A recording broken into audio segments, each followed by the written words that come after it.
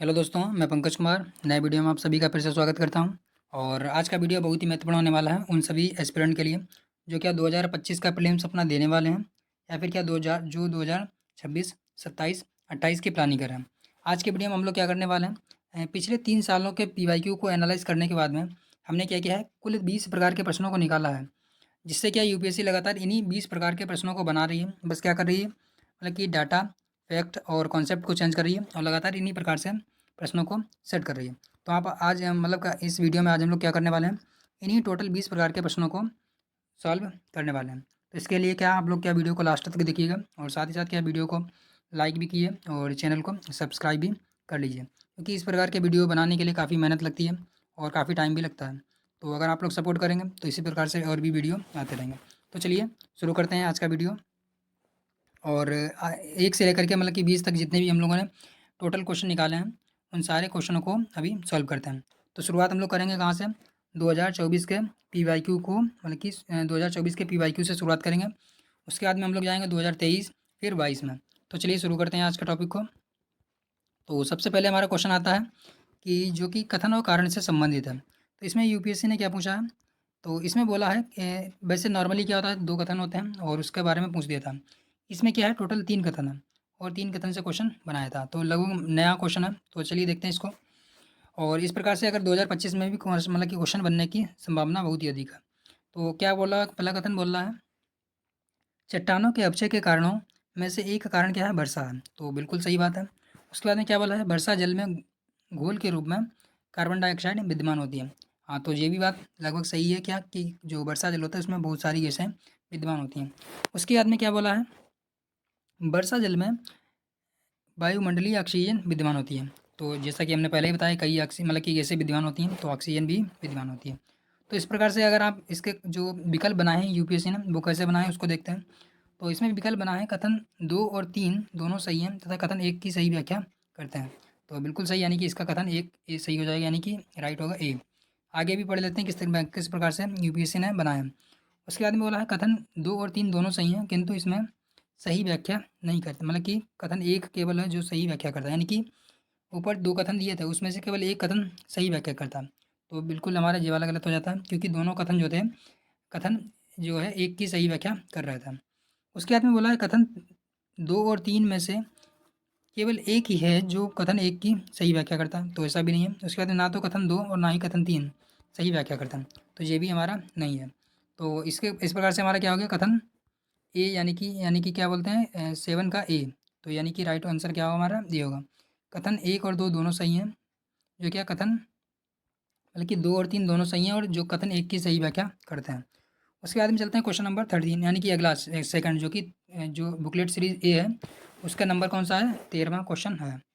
और इसमें क्या क्वेश्चन बोला है, तापमानों की वार्षिक और दैनिक सीमा रेंज। इसमें क्या होता है, इस प्रकार से क्वेश्चन कई बार बना चुकी है यूपीएससी, कि किसी प्रकार की जलवायु दे देती है और उसके संदर्भ में कुछ पहचान या फिर कुछ प्रकार की मतलब कि डिटेल देती है और उससे पूछती है कि ये किस प्रकार की जलवायु है।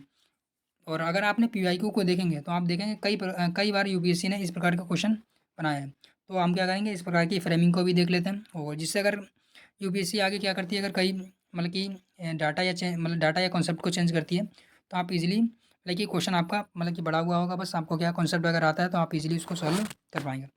तो इसमें क्या दिया है, तापमानों की वार्षिक और दैनिक सीमा क्या होती है, दैनिक सीमा का मतलब रेंज बहुत ही निम्न होती है, वर्ष भर वर्षा होती है। तो ये भी हमारा मतलब कि एक इसके बारे में डिटेल दी है। उसके बाद में बोला है, वर्षण में भिन्नता 50 सेंटीमीटर से 250 सेंटीमीटर के मध्य होती है।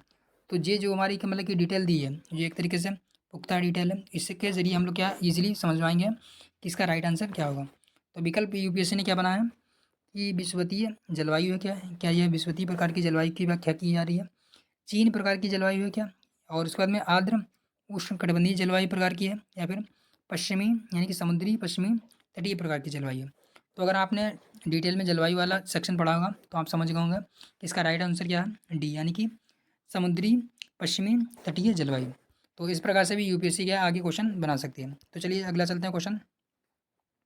और अगले प्रकार का क्वेश्चन बनता है इस प्रकार से, कई बार इस प्रकार से भी बना चुकी है, कि किसी विशेष प्रकार के क्षेत्र की मतलब कि डिटेल दे देती है एक ही बार में और डायरेक्ट पूछ लेती है किस प्रकार का क्षेत्र है। तो इसमें क्या पूछा है, निम्नलिखित कथनों में से विश्व की सबसे बड़ी उष्णकटिबंधीय पीठभूमि है, यानी कि ये कौन सी निम्नलिखित में से कौन सी जो है विश्व की सबसे बड़ी पीठभूमि है जो जीवाश्म ईंधनों से होने वाले लगभग 3 वर्ष के वैश्विक कार्बन उत्सर्जन को धारण करता है और इसके संभाव्य विनाश से वैश्विक जलवायु पर प्रतिकूल प्रभाव पड़ सकता है। निम्नलिखित में से किस प्रकार का मतलब कि किस क्षेत्र को औद्योगिक करता है, तो यानी कि किस प्रकार के क्षेत्र की ये मतलब की व्याख्या करता है। तो इस प्रकार का क्वेश्चन थोड़ा सा मतलब कि टफ हो जाता है, पर अगर आपको आता है तो आप इजीली इसको कर पाएंगे। तो ये सारी की सारी मैंने डिटेल जो दी है किसकी कांगो बेसिन के बारे में बताया गया है। और इस प्रकार से भी यूपीएससी के आगे भी क्वेश्चन बना सकती है और इससे पहले भी कई बार बना चुकी है। तो आगे चलते हैं, आगे क्वेश्चन नंबर है जो हमारा 17 है और इसके बारे में देखते हैं। अगर आप जो है क्वेश्चन आपको इसमें देखने में थोड़ा सा टफ लग सकता है, परंतु इसमें क्या होता है अगर आपके पास कॉमन सेंस है तो क्या करेंगे आप बहुत ही ईजिली इसको सॉल्व कर पाएंगे। और ये क्या है इन्वायरमेंट और साइंस एंड टेक को मतलब कि मिला जुला के क्वेश्चन बनाया गया है। तो चलिए इसको पढ़ लेते हैं, उसके बाद में इसके आंसर को देखते हैं जो कि मतलब कि ABC करके। इसमें क्या अगर आपको आता है तो एलिमिनेशन भी बहुत ही आसानी से आप लगा पाएंगे। तो इस प्रकार से भी क्वेश्चन बनता है। तो क्वेश्चन क्या है, कोई उपभोक्ता उत्पादों के निर्माण के लिए प्रयुक्त होने वाले परफ्लोरोएल्काइल और पॉलीफ्लोरोएल्किल पदार्थों क्या है PFAS के संदर्भ में निम्नलिखित कथनों पर विचार कीजिए। तो इस पे आपको मतलब कि ध्यान देना है। तो क्या होगा आगे मतलब कि डिटेल दी है 1 2 3 करके। तो PFAS पेय पेयजल खाद्य और खाद्य पैकेजिंग सामग्रियों में व्यापक रूप से पाए जाते हैं। तो आप देख रहे हो कि व्यापक रूप से पाए जाते हैं। हालांकि आपको अगर नहीं पता है फिर भी आप यहाँ पे क्या लगा सकते हैं, थोड़ा सा कॉमन सेंस लगा सकते हैं। तो हालांकि अगर यूपीएससी ने इसके बारे में थोड़ी सी डिटेल पूछी है तो जाहिर सी बात होगा ही, मतलब कुछ ना कुछ परेशानी चल रही होगी, इसलिए यूपीएससी ने इसके ऊपर क्वेश्चन बनाया है। उसके बाद में आप देख रहे हो क्वेश्चन विकल्प नंबर 2 बोला है कि PFAS पर्यावरण में आसानी से निम्नीकृत नहीं होते, यानी कि डिग्रेडेड नहीं होते हैं। उसके बाद में क्वेश्चन नंबर की बाद में क्या विकल्प नंबर 3 बनाया है, PFAS के लगातार संपर्क के परिणाम स्वरूप जंतुओं के शरीर में जैव संचयन हो जाता है, यानी कि कुल मिला के एक तरीके से नॉन बायोडिग्रेडेबल सब्सटेंस जो है उसकी पूरी की पूरी डिटेल बताई गई है। तो अगर आपने तीनों को आसानी मतलब कि थोड़ा सा कॉन्सेप्ट भी पढ़ा है तो आप आसानी से समझ गए होंगे कि तीन के तीनों जो मतलब कि विकल्प हैं आराम से मतलब कि इसकी व्याख्या कर रहे हैं। तो यानी कि इसमें कोई मतलब कि एलिमिनेशन की ज़रूरत नहीं पड़ेगी। 1 2 3 यानी कि तीन के तीनों सही हैं। तो राइट आंसर क्या हो जाएगा हमारा D हो जाएगा। तो इस प्रकार से भी यूपीएससी कई बार क्वेश्चन बना चुकी है और कई बार आगे भी बनाएगी। तो अगर आप क्वेश्चन को समझ गए होंगे तो इसकी फ्रेमिंग भी बहुत ईजिली आप समझ पाएंगे। अगला क्वेश्चन आता है पर्यावरण से मतलब कि पूरा का पूरा जो हमारा कि पर्यावरण से संबंधित क्वेश्चन है। और इस प्रकार से भी क्वेश्चन लगभग हर साल आपको 1 या 2 क्वेश्चन इस प्रकार से मिल ही जाते हैं कि कुछ जीव जंतु होते हैं उसके बारे में यूपीएससी दे देती है और उसके बारे में पूछती है क्या इसमें से कौन कौन से सही हैं। तो क्वेश्चन नंबर ये आप देख सकते हैं क्वेश्चन नंबर 18 है जो बुकलेट सीरीज ए में आपको मिलेगा 2024 के PYQ में। तो क्वेश्चन क्या बोला है, उपयुक्त में से निम्नलिखित पर विचार करना है कि उपयुक्त में से कितने प्रकार में परजीव्य प्रजाति यानी कि परजीव्य जातियां हैं, यानी कि पैरासीटाइड स्पीसीज हैं। तो इसके बारे में पूछा गया है, यानी कि कौन कौन सी पैरासाइड हैं एक तरीके से परजीवी जो है उसके बारे में पूछा है। तो कौन कौन सा इसका ऑप्शन है, कैराबिड, बीटल्स, कंतार यानी कि सेंटीपीड्स, मक्खियाँ, दीमक, वर्रा। तो क्या इसमें से कौन कौन से हैं। अगर आपने इसके बारे में वैसे क्या होता है थोड़ा सा मतलब कि टफ हो जाता है इस प्रकार के भी क्वेश्चन, पर अगर आपने थोड़ा सा कॉमन सेंस यूज़ किया तो आप सिंपली इसको लगा पाएंगे। अब जैसे कि आपको अगर नहीं पता है फिर भी आप अगर अंदाज़ा लगाना चाहें तो दीमक ऐसा कोई भी जीव नहीं है कि जो किसी परजीवी के ऊपर मतलब कि जीवित रहता है। तो इस प्रकार से आप देख रहे होंगे 5 के पाँचों तो सही नहीं है, तो 5 के पाँचों तो सही नहीं होंगे। पर यहाँ पे क्या होगा केवल 2 सही होंगे, यानी कि 5 दिए हैं तो ज़ाहिर सी बात 3 या 4 सही होने की बहुत ही अधिक संभावना रहती है। तो यहाँ पे आप थोड़ा सा रिस्क लेके ये वाले को भी काट सकते हैं। अभी यहाँ पे क्या हो जाएगा 50-50 हो जाएगा और यहाँ से आप अंदाज़ा लगा सकते हैं कि 3 सही है, यानी कि वैसे तो आपको अगर आता है तभी आप लगा पाएंगे, पर इसका अगर हम आपको राइट आंसर बताएं तो क्या होगा, इसका राइट आंसर B है। क्योंकि क्या क्या है, पहला तो क्या है कुछ भर रहे हैं यानी कि जो बस्प होते हैं वो है, उसके बाद में मक्खियाँ भी परजीवी होती हैं और कांतार यानी कि सेंटीपीड्स ये भी परजीवी की श्रेणी में आते हैं। चलिए आगे अगला देखते हैं क्वेश्चन नंबर 26। तो इसमें क्या है जो हमारा क्वेश्चन नंबर 26 है और इस प्रकार के क्वेश्चन भी आते हैं और मतलब कि देखने में तो काफ़ी भारी भरकम लगते हैं और काफ़ी डिटेल भी दी होती है, क्योंकि इसको अगर आप थोड़ा-सा पेशेंसली मतलब पढ़ेंगे, यानी कि थोड़ा-सा धैर्यपूर्वक पढ़ेंगे, तो आप इसका आंसर निकालना मतलब कि आपको पढ़ा नहीं होगा, फिर भी इसका आंसर आप आसानी से निकाल पाएँगे। तो चलिए पढ़ते हैं और इसका आंसर आपको बताते हैं। इस प्रकार से यूपीएससी हर साल बनाती है क्वेश्चन, 1 या 2 क्वेश्चन आपको हर साल मिलेंगे। तो क्या बोला है, निम्नलिखित में से कौन-सा 100 मिलियन किसानों का सही व्याख्या मतलब कि सही विवरण दिया है? तो क्या है, यह नेट शून्य कार्बन प्राकृतिक सकारात्मक खाद्य और जल प्रणालियों की और संक्रमण को तेज करने के लिए एक मंच है, जिसका लक्ष्य किसानों को पुनरुत्थानशीलता में वृद्धि करना है। तो आपको पढ़ने में थोड़ा सा लगा होगा कि हाँ ठीक ठाक बात कही है, परंतु आपको क्या है, आगे बी सी डी भी पढ़ना पड़ेगा, क्योंकि इस प्रकार के प्रश्न आप कितना भी पढ़ लें आपको क्या है, पढ़े हुए नहीं मिलेंगे। वहाँ पे तुरंत प्रेजेंट आप माइंड मतलब कि यूज़ करना पड़ेगा, और अपना कॉमन सेंस और जो भी आपने अभी तक की ज्ञान है उसका टोटल यूज़ ही करना पड़ता है।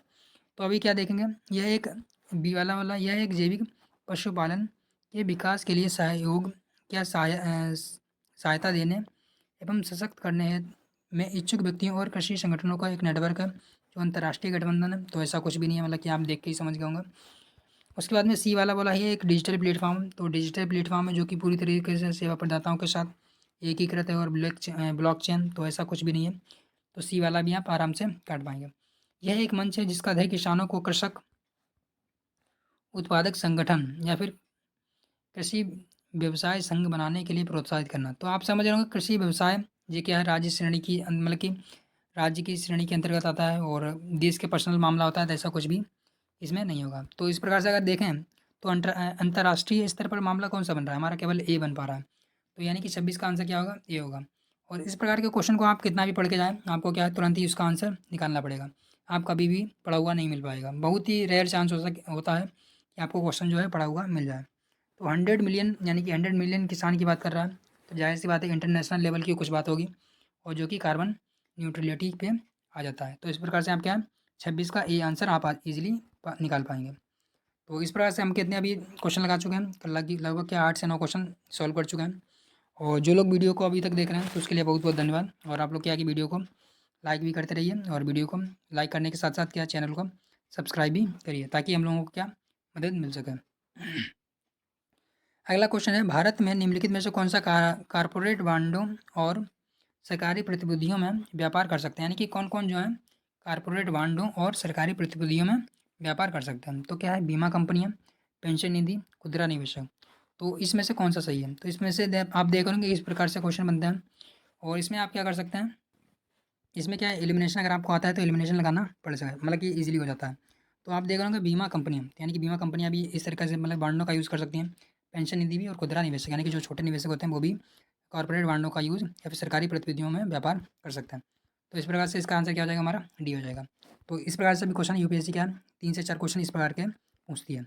और उसके बाद में चलिए चलते हैं सेक्टर से संबंधित। तो इस प्रकार के क्वेश्चन कई बार बने हुए हैं, सेक्टर से संबंधित क्वेश्चन पूछती रहती है। तो इस प्रकार के क्वेश्चन भी आपको सॉल्व करके यूपीएससी मतलब कि प्रीलिम्स में जाना चाहिए, जो 2000 अपना 25 का देने वाला है। तो भारतीय अर्थव्यवस्था के सेक्टरों के संदर्भ में निम्नलिखित युग्मों पर विचार करना। तो कृषि उत्पादन, कृषि उत्पाद का भंडारण क्या द्वितीयक सेक्टर है, डेयरी फार्मिंग क्या प्राथमिक क्षेत्र है, उसके बाद में क्या लिखा है, खनिजों की खोज क्या तृतीय क्षेत्र है, और कपड़ा बुनाई क्या द्वितीय क्षेत्र है। तो अगर आपको समझ में आ रहा होगा तो यहाँ पे क्या लिखा हो, खनिजों की खोज, यानी कि जो खनिज की खुदाई होती है क्या वो टर्सरी सेक्टर होता है, तो बिल्कुल गलत है। यानी कि जो खनिज होते हैं हमारे उसका जो खोदना होता है वो क्या होता है, हमारा प्राइमरी सेक्टर होता है। तो 3 तो हमारा गलत हो गया। इस प्रकार से अगर आप काटें तो यानी कि 4 तो बिल्कुल गलत हो जाएगा। और अगर आप नॉर्मली कॉमन सेंस भी यूज़ करें तो 4 दिए होते हैं, यानी कि एक तो सही होने की संभावना बहुत ही कम होती है। इसको आप अपने मतलब कॉमन सेंस से भी हटा सकते हैं, हालाँकि कई बार सही भी हुआ है। आपको ऐसे नहीं हटाना, पर आपको मतलब बता रहा हूँ। यहाँ पे क्या है, प्राथमिक जो हमारा बोला कृषि उत्पादन का भंडारण, यानी कि जो मतलब कि फूड प्रोसेसिंग होता है वो हमारा सेकेंडरी ना होकर के क्या होता है, टर्सरी सेक्टर होता है। उसके बाद में डेयरी फार्मिंग क्या होता है, हमारा प्राथमिक होता है। और कपड़ा बुनाई यानी कि जो कपड़े के कारखाने होते हैं वो क्या होता है, हमारे सेकेंडरी सेक्टर होते हैं। तो इस प्रकार से इसका आंसर क्या हो जाएगा, हमारा 45 का बी, यानी कि केवल 2 युग्म सही है। तो इस प्रकार से भी क्वेश्चन बन सकते हैं। तो आगे चलते हैं, क्वेश्चन नंबर 53 में क्या है, डिजिटल रूप से संबंध में क्या लिखा, डिजिटल रुपये के संदर्भ में निम्नलिखित कथनों पर विचार करना है। और डिजिटल रुपये से संबंधित भी क्वेश्चन कई बार यूपीएससी ने बनाए हैं, और अगर इस प्रकार के क्वेश्चन बनता है तो उसको कैसे सॉल्व करना है। तो अगर इस प्रकार के क्वेश्चन बनते हैं उसको कैसे सॉल्व करना है उसको भी बारे में भी बात कर लेते हैं। तो इस प्रकार के क्वेश्चन क्या है, तो यह भारतीय रिजर्व बैंक द्वारा अपनी मौद्रिक नीति के अनुरूप जारी की गई राष्ट्रीय मुद्रा है, यानी कि सॉवरेन करेंसी है। तो बिल्कुल सही बात है। यह आरबीआई के तुलना पत्र पर देयता के रूप में दिखाई देता है, तो ये भी सही है। यह अपने डिजाइन से ही मुद्रास्फीति के विरुद्ध बीमाकृत है। तो ऐसा कुछ नहीं, यानी कि जो अपने मुद्रास्फीति के विरुद्ध बीमाकृत नहीं है। तो इसको आप सॉल्व तभी कर पाएंगे अगर आपने डिजिटल रुपये के बारे में जो कॉन्सेप्ट है उसको डिटेल में पढ़ा है। तो इस प्रकार से अगर आप तीसरा काटते हैं तो तुरंत ही आपको आंसर मिल जाता है। तो इसमें क्या कहते हैं, सॉरी, यानी कि तीसरा अगर आपने काटा तो अभी क्या, अभी भी आप मतलब कि पूरी तरीके से आंसर पर नहीं पहुँचा। और उसके बाद में अभी देखते हैं कि चौथा आंसर है या नहीं। अगर चौथा आपको पता लग गया तो आप आंसर तक पहुँच जाएंगे। यह वाणिज्यिक बैंकों मुद्रा और नकदी के रूप में स्वतंत्र रूप से परिवर्तनीय है, यानी कि इसका 4 भी सही है। तो यूपीएससी ने इसका आंसर दिया था डी, यानी कि 1, 2 और 4।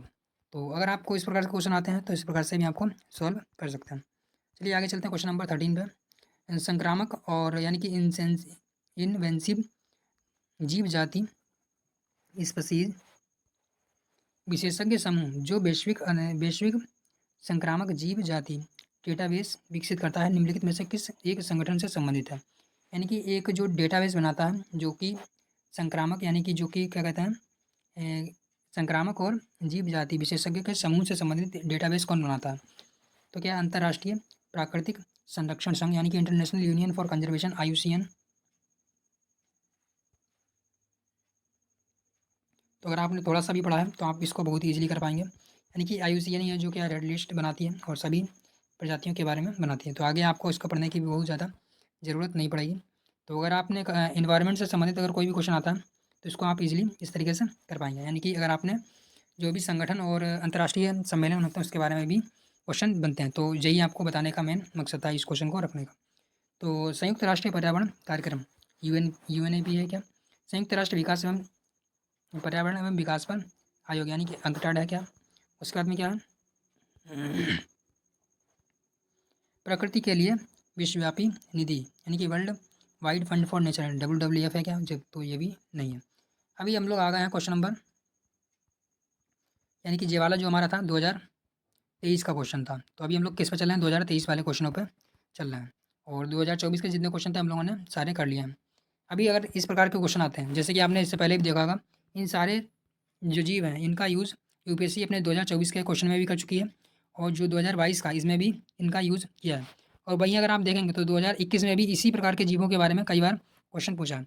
तो इसके संदर्भ में हमने कुछ एक आध वीडियो भी बनाए थे, अगर आप चाहें तो उसको भी हमारे चैनल पे देख सकते हैं। इसके लिए कि आपको चैनल को सब्सक्राइब तो करना ही पड़ेगा। तो देखिए इसको, वीडियो को आप देख लीजिएगा। तो निम्नलिखित में से कौन सा जीव अपने सगे संबंधियों को अपने खाद्य स्रोतों की दिशा और दूरी इंगित करने के लिए दोलन, यानी कि बेगल डांस करता है।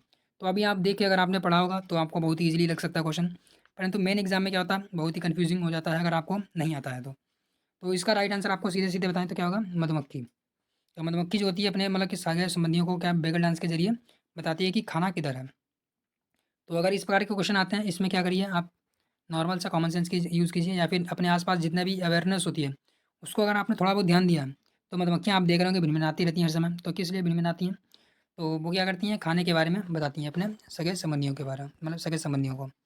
अभी चलते हैं क्वेश्चन नंबर 23 से, जो कि 2000 मतलब कि 23 का है। और इसमें क्या है, मतलब कि यूपीएससी ने लगातार कथन 1 और 2 पूछा था और जो 2024 था उसमें 3 कथन दे दिए थे। तो इसमें क्या बोला है, ऐसी संभावना है कि कार्बन बाजार जलवायु परिवर्तन से निपटने का एक सबसे व्यापक साधन हो जाए, यानी कि ऐसा हो सकता है कार्बन बाजार संसाधनों को प्राइवेट सेक्टरों से राज्य को हस्तांतरित कर देते हैं। तो क्या ऐसा सही है। तो इस प्रकार से आप समझ रहे होंगे, यानी कि कथन दोनों तो सही हैं, पर इसमें क्या, जो कथन 2 जो है एक की सही व्याख्या नहीं कर रहा, यानी कि कथन 1 और 2 दोनों सही हैं तथा कथन 1 और 2 की सही व्याख्या कर रहा है, तो ये वाला नहीं होगा। कथन 1 और 2 दोनों सही हैं, साथ ही क्या कथन 2 जो है एक की सही व्याख्या नहीं कर रहा। तो इस प्रकार से भी क्वेश्चन क्या बनते हैं। तो आगे देखते हैं, आगे अभी हम लोग आ गए हैं क्वेश्चन नंबर मतलब कि 2022 पे। अभी हम लोगों ने क्या किया था, जो 2024 के किए उसके बाद 2023 के किए, अभी क्या हम लोग आ चुके हैं 2022 पे। तो चलिए 2022 के क्वेश्चन को सॉल्व कर लेते हैं। तो इसमें क्या बोला है, सारभूत रूप में विधि की साम्य प्रक्रिया का अभिप्राय क्या है। तो इस प्रकार के क्वेश्चन को रखने का मेन मकसद यह था आपको बताना कि यूपीएससी कई बार मतलब कि पॉलिटिक्स से संबंधित क्वेश्चन पूछती है और छोटा सा बदल मतलब कि छोटा सा कथन दे देती है, उसके संदर्भ में 4 छोटे-छोटे विकल्प भी दे देती है। जैसे कि इससे पहले भी क्या है, आर्टिकल 21 के ऊपर क्वेश्चन पूछा था, तो आर्टिकल 15 के ऊपर भी पूछा था और आर्टिकल 25 के ऊपर भी पूछा था। तो वहीं क्या है, विधि की साम्य प्रक्रिया के बारे में भी क्वेश्चन पूछ लिया और वहीं क्या मतलब कि 42वां संविधान संशोधन था, उसके बारे में भी क्वेश्चन बन चुका है। या फिर क्या कहते हैं कि प्रस्तावना है, उसके बारे में भी इसी तरीके से क्वेश्चन बनता है। तो इस प्रकार से क्या है, बस क्या कॉन्सेप्ट को चेंज करेगी और फ्रेमिंग क्या ये रहेगी, यही रहेगी। तो इसका आंसर क्या होगा हमारा, इसका आंसर सीधे-सीधे क्या होगा, नैसर्गिक न्याय का सिद्धांत। तो विधि की साम्य प्रक्रिया का मतलब है नैसर्गिक न्याय का सिद्धांत। विधि द्वारा स्थापित प्रक्रिया ऐसा भी नहीं है, विधि की निष्पक्ष प्रक्रिया ऐसा भी नहीं है, विधि की विधि के समक्ष समता तो ऐसा भी नहीं है। तो इसका राइट आंसर क्या हो गया हमारा, ए। तो चलिए चलते हैं आगे, क्वेश्चन को सॉल्व कर लेते हैं और हमारे क्या है 2 से 3 क्वेश्चन ही बचे हैं। तो चलिए अभी आ गए हैं क्वेश्चन नंबर 43 यानी कि जो कि हमारा मतलब कि 22 का ही है। प्राचीन भारत और सारे के सारे जो क्या है विकल्प जो है मतलब कि जो बुकलेट सीरीज है ये सभी की बुकलेट सीरीज क्या है, ये 22 की भी, 23 की भी, 24 की भी। प्राचीन दक्षिण भारत के संदर्भ में क्या लिखा, कोरकोई, पुम्पुहार और मुचिरी किस रूप में विख्यात है। तो इस प्रकार से भी यानी कि जो हिस्ट्री है उससे संबंधित क्वेश्चन लगातार यूपीएससी में पूछती रही है और उसमें कुछ डिटेल दे देती है या फिर कुछ डायरेक्ट फैक्ट दे देती है, उसके बारे में पूछ लेती है ये क्या है। इससे पहले भी एक बार पूछा था कि फणम क्या है, यानी कि जो कि एक सिक्का था, और उससे पहले भी कई बार पूछ चुका है कि यानी कि धौलाधर है या फिर जो भी की है मतलब कि क्या कहते हैं कि साइट है, उनके बारे में भी क्वेश्चन बना है। तो इसका राइट आंसर क्या होगा, पत्तन है, यानी कि ये सारे के सारे क्या हैं, पत्तन है। तो इस प्रकार से भी आप क्वेश्चन देख सकते हैं। उसके बाद में आया है यानी कि जो कि यूक्रेन उस समय भी चर्चा में था काफ़ी। तो अगर करंट अफेयर से बनता है क्वेश्चन, तो मैपिंग से भी क्वेश्चन इस प्रकार से बनते रहते हैं। तो इसमें क्या बोला है, यूक्रेन की सीमा किस किस से लगती है। इसमें क्या दे दिया, बुल्गारिया, चेक रिपब्लिक, हंगरी, लातविया, लिथुआनिया और रोमानिया। तो इसका राइट आंसर क्या हो जाएगा, तो इसका राइट आंसर अगर आपको तभी बता पाएंगे जब आपने यूक्रेन का मैप देखा हो। तो इसमें राइट आंसर क्या है इसका, रोमानिया और हंगरी, केवल 2 विकल्प ही सही हैं। तो हालांकि थोड़ा सा टफ हो जाता है अगर आपने मैप नहीं देखा, यानी कि इसका राइट आंसर क्या होगा हमारा, ए होगा। तो इस प्रकार से भी आप क्या देखिए, अगर कोई भी चर्चा में रहता है कोई भी क्षेत्र या फिर कोई भी विवाद का क्षेत्र है, उसके बारे में आप मैप को देख के जाना चाहिए। उसके बाद में आता है निम्नलिखित में से कौन सा देश दशकों से गृह कला, यानी कि अगर करंट अफेयर से संबंधित कोई देश है या उस चर्चा में रहता है तो उससे भी क्वेश्चन इस तरह से बनता है, और खाद्य संकट से त्रस्त है तथा हाल के पिछले दिनों में अति गंभीर दुर्भिक्ष के लिए समाचारों में था, तो कौन सा। तो इसके लिए आपको अगर करंट अफेयर से आप उस समय अगर आप टच में रहोगे तो आप समझ रहे होंगे कि सोमालिया के बारे में। तो अभी क्या हुआ, हमारे क्वेश्चन नंबर 2022 के स्टार्ट हुआ है। इससे पहले हमने बोल दिया था कि 2022 के स्टार्ट हुआ, तो वो 2022 के नहीं थे, वो क्या थे, 2023 के क्वेश्चन चल रहा था। तो अभी क्या है, 2022 का क्वेश्चन अभी स्टार्ट हो रहा है। तो इसके ज़्यादा नहीं है, बस 3 से 4 क्वेश्चन लिए थे, क्योंकि फ्रेमिंग जो थी मतलब कि बार बार मल्टीपल टाइम्स एक ही तरीके से रिपीट हो रही थी। इसमें क्या बोला है, इस प्रकार से भी क्वेश्चन मतलब बनता है जो कि इकोनॉमी से संबंधित अगर आप देखते हैं, क्या त्वरित वित्तीय प्रमाणन, कुछ लोग हो सकता है इसे करंट अफेयर से संबंधित बोल दें, पर क्या ये इकोनॉमी का क्वेश्चन है जो कि करंट अफेयर से मिक्स है।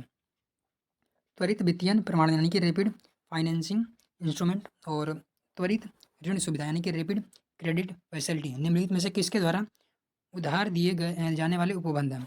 तो अगर आपने इसके बारे में डिटेल में इन सारे के सारे संगठनों को आप किस में पढ़ेंगे, इकोनॉमी में पढ़ते हैं डिटेल में, तो अगर आपने पढ़ा है तो आप ईजिली इसका सॉल्व मतलब कि आंसर दे पाएंगे। तो ये सारे के सारे किससे हैं, अंतर्राष्ट्रीय मुद्रा कोष यानी कि IMF के इंस्ट्रूमेंट हैं। तो 2022 में जो क्वेश्चन पूछा गया था, क्वेश्चन नंबर पहला ये है। तो इस प्रकार से अगर आप अंतर्राष्ट्रीय जो कि संगठन होते हैं हमारे जो किसके लिए, इकोनॉमी के हों या फिर इन्वायरमेंट को, उससे क्वेश्चन आप देख रहे होंगे लगातार बन रहा है। तो यानी कि संगठन के बारे में भी आपको डिटेल में पढ़ना चाहिए। उसके बाद में बन रहा है निम्नलिखित में से कौन सा से विकल्प सॉरी क्या है, निम्नलिखित में से कौन सा से कार्यकलाप अर्थव्यवस्था में वास्तविक सेक्टर यानी कि रियल सेक्टर। तो इससे पहले भी आपने देखा होगा 2024 में भी क्वेश्चन पूछा था, सेक्टर से संबंधित क्वेश्चन पूछा था, और इसमें भी पूछ रहा है सेक्टर से संबंधित, बस क्या थोड़ा सा कॉन्सेप्ट चेंज कर दिया। तो इसमें पूछ रहा है कौन सा क्षेत्र जो है रियल सेक्टर को निर्माण करता है, यानी कि कुल मिला के उत्पादन करता है, कहने का तात्पर्य। तो किसान का अपनी फसलें काटना यानी कि किसान जो होता है वो फसल को काटता है, तो बिल्कुल सही बात है, यानी कि किसान अगर फसल को काटता है तो क्या कुछ ना कुछ उत्पादन कर रहा है। उसके बाद में क्या है, कपड़ा मिलों के द्वारा कच्चा माल यानी कि कच्चा कपास को कपड़े में बदलना। तो ये भी हमारा बिल्कुल सही है, यानी कि जो कपड़ा मिल होता है वो कच्चे कपास को मतलब कि बनाते हैं, तो वो भी कुछ उत्पादन कर रहा है।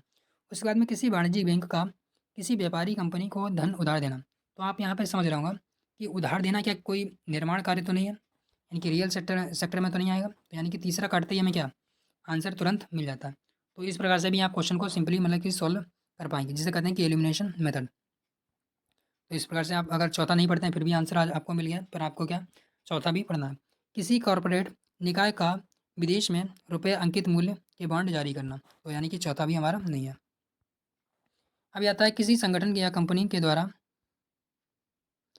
किए गए व्यय के संदर्भ में निम्नलिखित में से कौन सा से कथन सही है।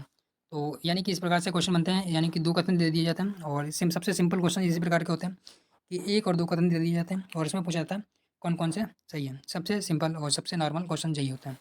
हालांकि आपको अगर कॉन्सेप्ट आता है तभी आप इसको सॉल्व कर पाएंगे, वरना मिस्टेक होने के चांस तो इसमें भी रहता है। तो क्या किस संगठन या कंपनी के द्वारा किए गए व्यय के संदर्भ में निम्नलिखित में से कौन सा से सही है। नई प्रौद्योगिकी प्राप्त करना पूंजीगत व्यय है, यानी कि कोई प्रौद्योगिकी आप प्राप्त करते हैं तो पूंजीगत व्यय है, तो बिल्कुल सही बात है। उसके बाद में ऋण वित्तीयन को पूंजीगत व्यय माना जा सकता है, जबकि इक्विटी वित्तीयन को राजस्व व्यय माना जाता है। तो ऐसा कुछ नहीं है, तो ऋण को और इक्विटी दोनों को पूंजीगत माना जा सकता है। तो यहाँ पे सेकंड हमारा गलत हो जाता है। तो इसका राइट आंसर क्या है, ए सही है। तो अभी चलते हैं क्वेश्चन नंबर 21, जो कि हमारा आज का लास्ट क्वेश्चन है और जो क्या है कई बार यूपीएससी इससे क्वेश्चन बना चुकी है, जो कि इन्वायरमेंट से संबंधित क्वेश्चन है। तो अभी देखते हैं क्या निम्नलिखित फसलों में से कौन सा से मीथेन और नाइट्रस ऑक्साइड दोनों के सर्वाधिक महत्वपूर्ण मानवोद्योगी क्या कहते हैं मानवभावी स्रोत हैं। तो आप देख रहे होंगे कि इन दोनों जो टॉपिक है मीथेन और नाइट्रस ऑक्साइड, इनसे संबंधित क्वेश्चन कई बार पूछ चुका है। कभी क्या पूछता है मीथेन और नाइट्रस ऑक्साइड पूछता है, तो कभी क्या पूछ लेता है नाइट्रस ऑक्साइड और नाइट्रोजन के ऑक्साइड और सल्फर के ऑक्साइड के बारे में पूछ लेता है। तो इस प्रकार से भी क्वेश्चन बनते रहता है। तो इसका आंसर क्या आपको कमेंट बॉक्स में देना। तो इसका आंसर क्या हो जाएगा हमारा, धान की खेती जो होती है। तो इस प्रकार से हमारे क्या है सारे के सारे क्वेश्चन सॉल्व हो चुके हैं। और आपने अगर वीडियो को लास्ट तक देखा है तो बहुत ही बहुत धन्यवाद। और आप देख भी रहे होंगे कि कितना टाइम हो चुका है, लगभग 1:18 हो चुका है। और ये सब मेहनत आप लोगों के लिए ही की जा रही है, और इसके लिए आप लोग क्या सपोर्ट करना पड़ेगा, साथ ही साथ वीडियो को लाइक करना पड़ेगा और चैनल को सब्सक्राइब भी करना पड़ेगा, ताकि आप लोगों को क्या इस प्रकार से मतलब कि महत्वपूर्ण टॉपिक पर आपको मतलब कि वीडियो में बनाने के लिए मोटिवेट होता रहूँ। तो इसी के साथ इस वीडियो में बस इतनी ही जानकारी थी। बाकी वीडियो को लाइक कर लीजिए और चैनल को सब्सक्राइब भी कर लीजिए। चलिए मिलते हैं नेक्स्ट वीडियो में।